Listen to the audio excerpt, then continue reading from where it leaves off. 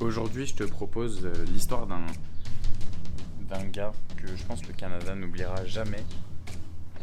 Et sans te spoiler vraiment, il est mort juste avant d'avoir atteint son objectif. Et bah oui, c'est la petite technique pour évidemment que tu puisses regarder la vidéo. De toute façon, on va revenir sur son enfance, sur toutes les difficultés qu'il a rencontrées. Il y a aussi des réussites, hein, évidemment. Mais avec la miniature, tu as dû donner un petit peu une petite idée de qui est ce mec ou en tout cas qu'est-ce qu'il va faire. Je pense que quand même il y a beaucoup d'interrogations et je suis là justement pour répondre à tout ça. Oublie évidemment pas de t'abonner. Ça fait plaisir quoi, tu connais le délire.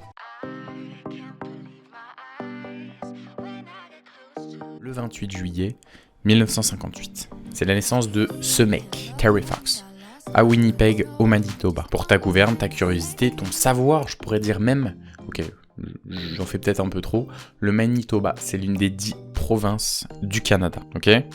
Dans un coin de la tête, ça bouge plus. C'est le deuxième des 4 enfants de Betty et Rolly Fox. Son daron, je veux dire son père, il était aiguilleur. Et ça, c'est un métier stylé, mon pote, hein, qui existe maintenant sous cette forme, je pense, que dans Lucky Luke. Concrètement, aiguilleur, c'est le mec qui doit manœuvrer les signaux, les appareils de voix qui sont sous sa responsabilité, pour éviter évidemment toute collision possible. Un sacré métier assez important, on va pas se le cacher. On dirait une définition Wikipédia le bordel. Ah bah c'est peut-être ça en fait.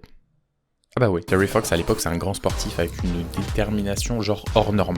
C'est peut-être pour ça que j'ai dit le terme un peu fou, ou que j'ai utilisé un bon petit titre comme on aime dans la miniature.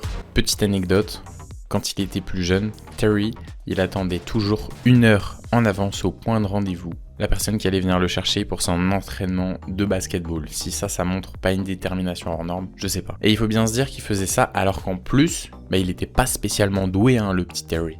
Il était pas bon et pas mauvais, mais il penchait même plus pour le mauvais, tu vois ce que je veux dire ? Mais il a quand même décidé d'intégrer l'équipe de son école. Son meilleur ami à l'époque, c'était Doug Hallward. J'espère que je le prononce bien, mais ce mec, lui, avait des facilités que Terry n'avait pas. Il était très bon au basket, de genre simplicité normale. Il avait beaucoup de facultés, comme toi, tu vas avoir peut-être, je sais pas moi, plus d'aisance en natation, au foot, au soccer, tu vois ce que je veux te dire ? Ce petit jeune là, il était plus fort que Terry de base.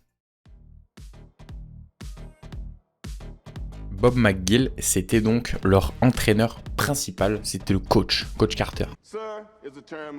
Et il a suggéré à Fox d'essayer de postuler pour d'autres sports. Au moins le mec il a le mérite d'être honnête, hein, de dire que bon, t'es pas une machine au basket, essaye, par exemple, il lui a dit, la course de fond. Oublie pas que t'as aucune chance, vas-y fonce. Si t'as la ref, mets-le en commentaire. Terry il a écouté les conseils de son coach et il a commencé la course de fond, même s'il avait toujours une idée en tête, c'était de faire du basket. À tel point que le mec il s'entraînait donc le matin avant d'aller à l'école et il s'entraînait pendant les vacances. Enfin, Terry, je pense que dès qu'il avait un moment de libre, c'était pour faire du basket. À sa 8e année, il est sélectionné donc dernier dans l'équipe et il ne joue que 1 minute pendant la saison. Donc, c'est assez frustrant, mais au moins il est rentré dans l'équipe. La suite est intéressante. Donc l'année suivante, évidemment, ça se passe encore mieux pour lui parce qu'il est choisi donc comme marqueur pour les Ravens de l'équipe secondaire de... Oh là là, le nom c'est Port Coquitlam, c'est pas moi qui ai choisi le nom de l'école. En parallèle, je préfère juste le mettre entre parenthèses, le mec qui fait de la course de fond, du soccer, donc du foot, et du rugby, le meilleur sport. Un monstre le mec. Et c'est à sa 12e année que Terry Fox devient le big boss. Quand je dis ça, c'est pour dire qu'il devient donc le meilleur joueur de basket, tout en remportant le titre d'athlète de l'année avec son pote Hallward, qui lui, par contre, il a été nommé grâce à la course de fond, donc il avait arrêté le basket et il s'était mis à la course de fond. Assez drôle comme parcours. La cerise sur le gâteau qui va suivre, c'est que par la suite, pendant ses études à l'université Simon Fraser, je pense, on va dire, on est bien, je suis à peu près tranquille, il est accepté dans l'équipe réserve de basket. Donc là, évidemment, quand t'es universitaire, c'est ouf, quoi. L'ascension, elle s'arrête jamais, hein, de ce jeune homme. C'est un monstre, une machine de guerre. Et malheureusement, jusqu'à ce jour, musique dramatique, s'il vous plaît. Moi, je vais te le montrer que là, c'est plus drôle pour lui.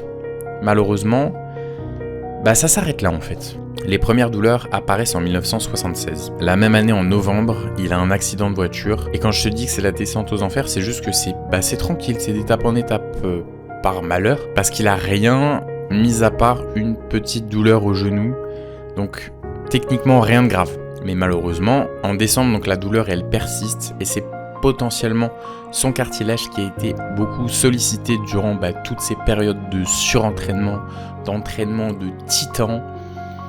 Alors que le mec a 18 ans, il a déjà des problèmes d'articulation, c'est chaud pour lui. Après, il faut se dire aussi que les chaussures de basket à l'époque, c'était genre, ça ressemblait à ça là. Puis maintenant, on a la dernière paire de Air Jordan. Le confort est pas le même, et de toute façon, après le suivi en même temps universitaire, entre l'époque de Terry et l'époque actuelle, je peux te dire que là, les sportifs, ils sont tranquilles, ils sont bien massés, tout ce qu'il faut ici. En décembre, donc direction le SFU, où on lui prescrit des analgésies, c'est très clairement des antidouleurs. Je sais pas si c'était la meilleure idée parce que, évidemment, Fox retourne à l'entraînement et au début du mois suivant, c'est le drame. En sortant de l'entraînement, il est pris d'une douleur monumentale. Il fait une radio à l'hôpital et le médecin dit qu'il serait probablement question d'une ostéosarcome.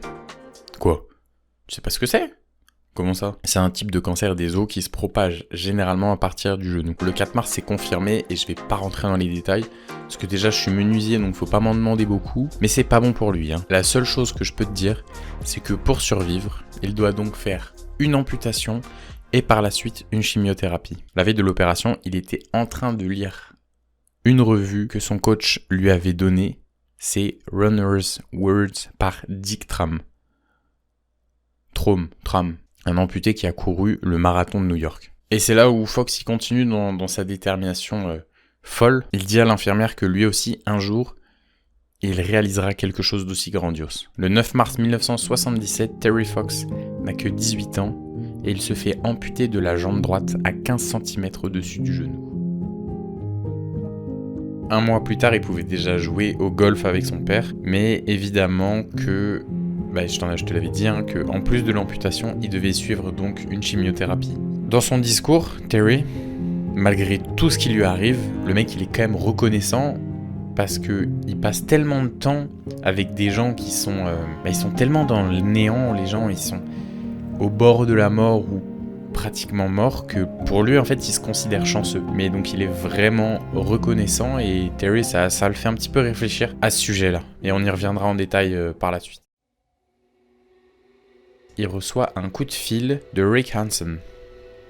Je sais pas si je prononce bien encore, mais c'est un coach qui l'invite à jouer dans l'équipe des Cable Square de Vancouver. C'est reparti pour un tour. Une équipe de basket en fauteuil roulant.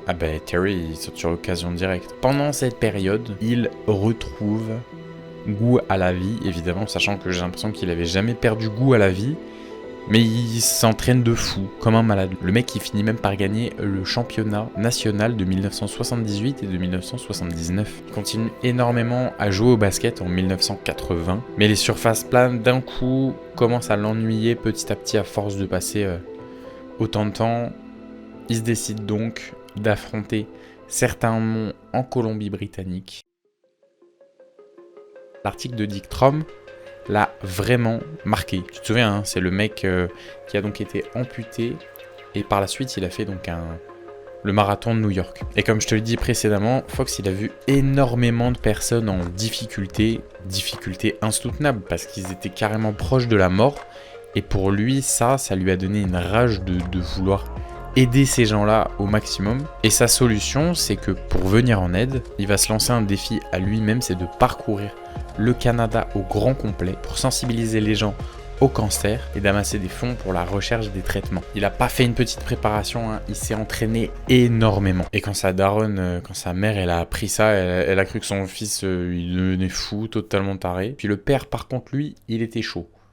Limite, il avait déjà le pastis dans les mains, il voulait savoir où se rendre, à quel point. Quand il commence donc le marathon de l'espoir, c'est comme ça qu'il l'a appelé, en 1980, Terry a déjà couru 5000 km à l'entraînement. C'est histoire de poser les bases un petit peu pour vous montrer qui c'est ce mec. Et on se rappelle que tout ça, c'est avec une jambe artificielle. Donc le mec il court et en même temps il boite un petit peu, à l'époque ça commençait à ressembler à quelque chose mais c'était assez difficile. Maintenant, c'est assez impressionnant qu'est-ce qu'on peut faire. Mais après, ils restent quand même... ils ont une jambe en moins, malheureusement, quoi. C'est pas aussi facile que quand t'as tes deux jambes, hein. La date exacte, c'est donc le 12 avril 1980. C'est à cette époque-là que Terry Fox a commencé son marathon proche de l'océan Atlantique, près de St. John's, à Terre-Neuve. Distance moyenne parcourue par jour. Réponse A, 22 km. Réponse B, 42 km. Réponse C, 52 km. Je vous donne la réponse à la fin de la vidéo.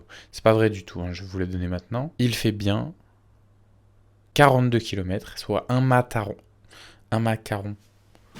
soit un marathon par jour.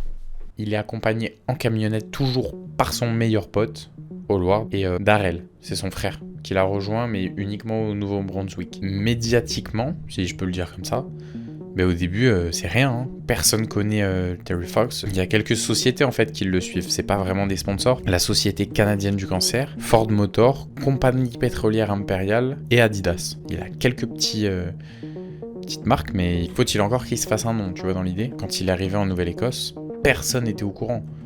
C'est chaud, genre, malheureusement, les dons, ça n'a pas vraiment marché. C'est la même chose quand il est arrivé à Saint-Jean au Nouveau-Brunswick. Les gens n'étaient pas au courant du marathon de l'espoir. Ce qui fait qu'il n'y avait pas beaucoup de donations, quoi. L'une des personnes qui a rendu célèbre Terry Fox du jour au lendemain, c'est la journaliste Leslie Scrivener. Le mec a trop de chance.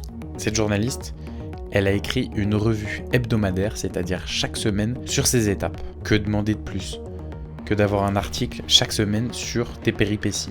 C'est incroyable. Incroyable. Il a poussé la chance en même temps, hein. Et tu t'imagines bien que quand le mec est arrivé en Ontario, c'était un super-héros, hein. Il y avait du monde partout. Tout le monde était au courant du marathon de l'espoir. Enfin, il a même pu rencontrer le Premier ministre Pierre Trudeau à l'époque, une actrice de vedette, bref, plein de monde. Il était tellement connu qu'il a même été escorté par la police provinciale de l'Ontario. Le 1er septembre 1980, dans une ville en Ontario, malheureusement, il est contraint d'arrêter à cause du cancer qui s'infiltre même dans ses poumons. Il faut savoir que jusqu'à ce jour, il a couru 143 jours sur une distance de 5373 km qui est un total de 128 marathons. Mais ça te montre que faire un marathon, finalement, à côté de ce genre de performance, c'est pas grand-chose. Il a promis qu'il finirait sa course à travers le Canada, mais malheureusement, il était vraiment pas bien. Son état était déplorable au plus haut point, et il meurt un an plus tard à l'hôpital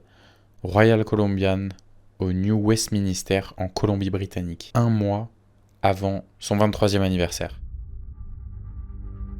Bon, donc, après tout ça, toutes ces tensions, est-ce qu'il y a eu un résultat? C'est un petit peu ça aussi qu'on veut savoir.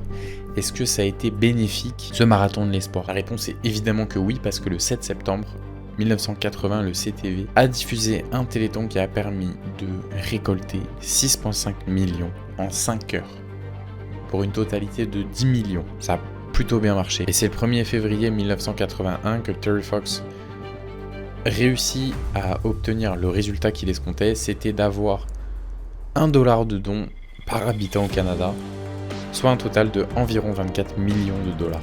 Terry Fox est le plus jeune à devenir compagnon de l'Ordre du Canada. C'est l'un des prestiges les plus hauts pour un civil au Canada. Cette histoire se clôture sur ce magnifique don, je pourrais dire. N'hésite pas à me dire en commentaire ce que tu en as pensé, si tu as des questions au sujet, parce que j'ai fait quand même pas mal de recherches. Je pense que ça a dû être un petit peu plus tranquille, parce que le tournage, je l'ai fait en 2 fois, et j'imagine que là, il est 22h, j'ai dû être un petit peu plus mollo sur la fin de la vidéo. J'espère que ça n'a pas posé problème, que j'étais pas trop un flambi, parce que sinon ça va vite me saouler. Je te laisse évidemment t'abonner, de regarder les anciennes vidéos, tu connais un petit peu la musique. C'était Pierrot chez les Kebs, on se retrouve incessamment sous peu.